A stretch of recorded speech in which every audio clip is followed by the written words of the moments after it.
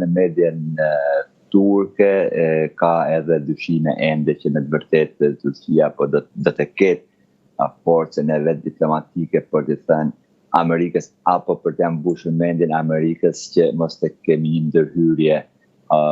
apo bombardime Iranit, por gjithsesi tensionet në rajon dhe vajtja e anijeve luftarake amerikane shumë afër Iranit tregon që dita ditës apo orë pasore do të presim që të kemi një sulm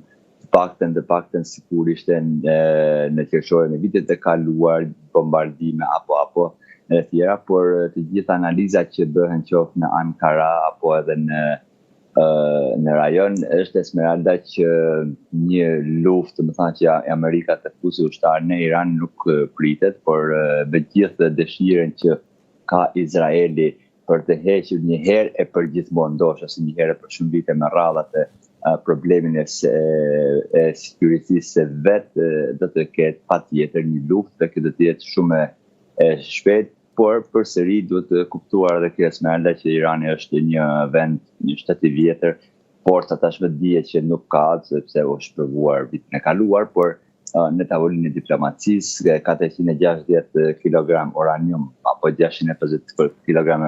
a do ta pranojnë kushtin që kërkon Amerika që të dërgojë në një shtet tjetër. Pra, ky shtet a mund të jetë Turqia? Këto bisedime do të shohim me shumë mundësi këtë fundjavë në Stamboll mes Amerikës dhe Iranit.